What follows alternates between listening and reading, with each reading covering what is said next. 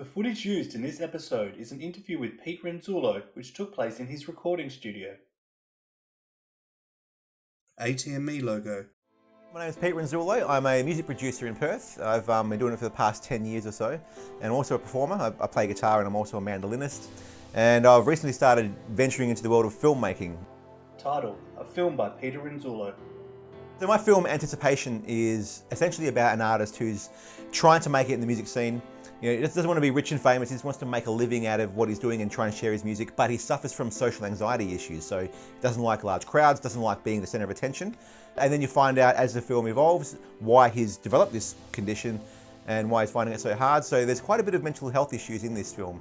A man holding a guitar stands on stage of an empty theatre. Title: Anticipation.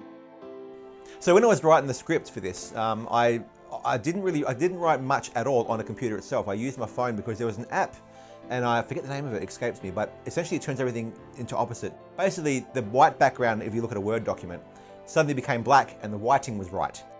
With the white background, things just get blown out in my vision and I find it hard to see the black writing. So having that ability to reverse it and just have the white writing on a black background just made life a lot easier. Peter focuses his camera on two guitars. I use a feature of this particular camera I bought called guide focus, which essentially is when things are in focus, it puts a very harsh green light around whatever's in focus.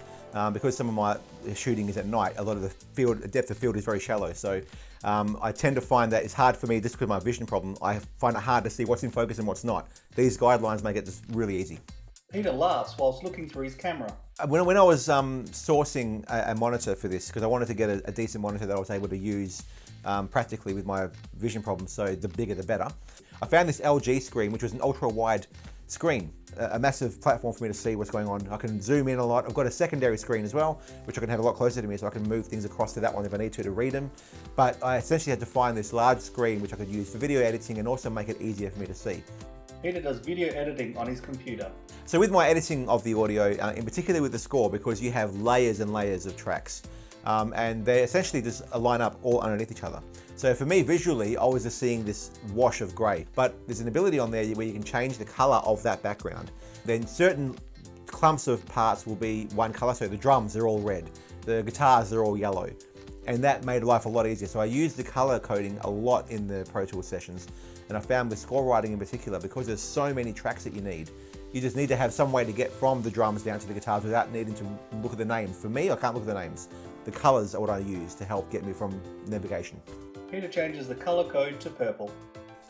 Essentially, if I can create something that someone with perfectly fine vision can create, by using something that is like for the camera, the guidelines or the reverse of the text to the background, if my result can end up being what a perfectly fine-sighted person can do, then whatever that was that got me there is the technology that helps. And that is, to me, AT.